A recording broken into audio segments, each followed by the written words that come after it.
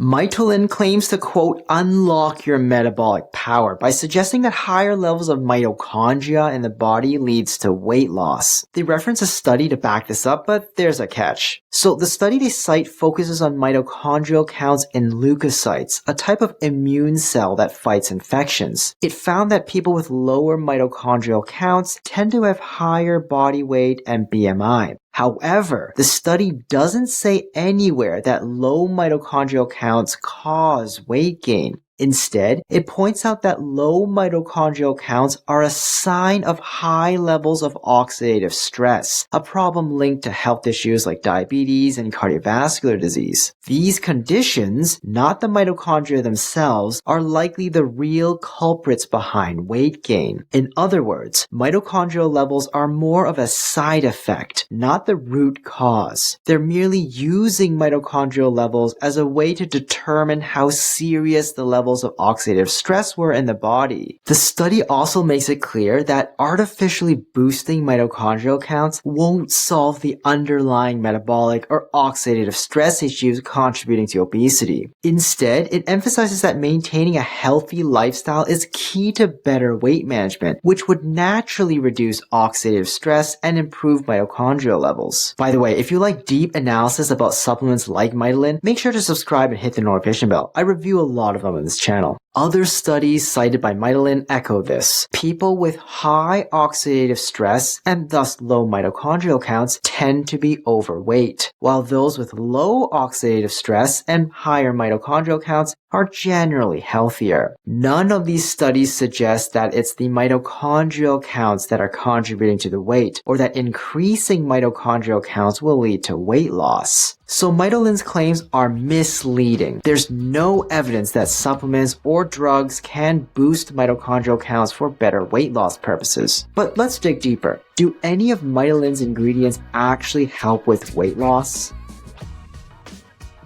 Maqui is a berry native to Chile and Argentina, often used in food and traditional medicine. However, there's no evidence it affects metabolism or promotes weight loss. One small study tested a specific maqui extract for 3 months and found no significant changes in blood sugar or insulin levels.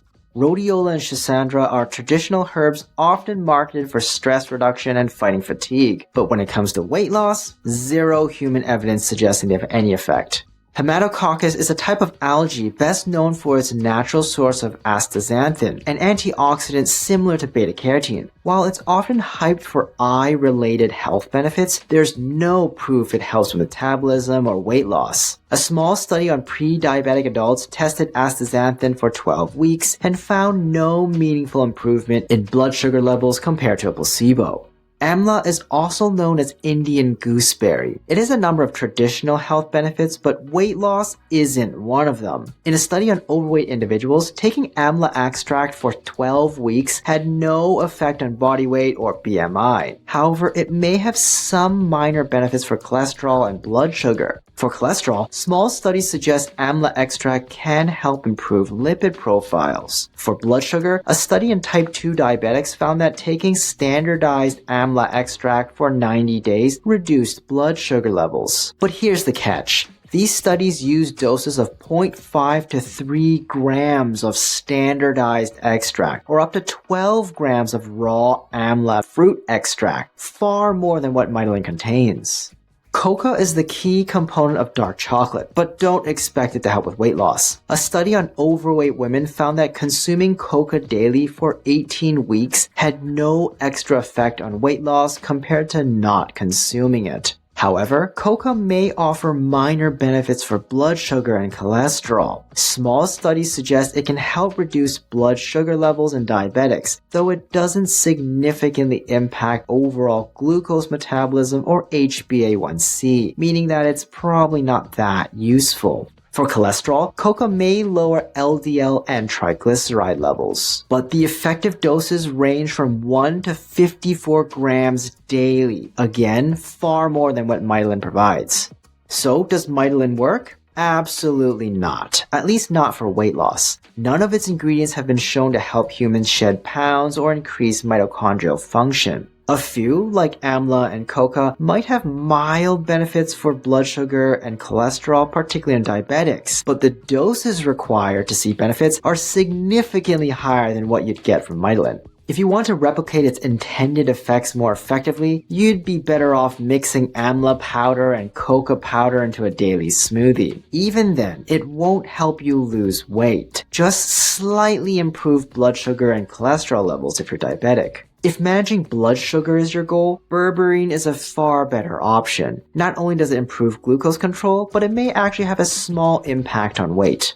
Many supplements like Mitolyn follow a familiar and frustrating marketing playbook. They often kick things off with bold, eye-catching claims that sound too good to be true, and usually are. In Mitolyn's case, the pitch is that boosting your mitochondrial levels is the magic key to boosting fat. To make these claims seem credible, they'll reference scientific-sounding articles or studies. But if you dig deeper, those studies either don't support the claims at all or outright contradict them. To add to the illusion, these products often come bundled with a generic diet plan or detox program. The trick here is simple. If you follow the diet, you might lose some weight. But it's the diet doing the work, not the supplement. The hope is that you'll credit the supplement for your progress and keep buying more. However, this strategy doesn't hold up over time. Eventually, people stop following the diet, regain the weight, and realize the supplement was never effective in the first place. By the time they figure it out and try to get a refund, the company has often vanished, only to reappear under a new name with a new product and a fresh set of exaggerated claims. It's a never-ending cycle. Old supplements fade away, and new ones pop up, and the same misleading tactics continue.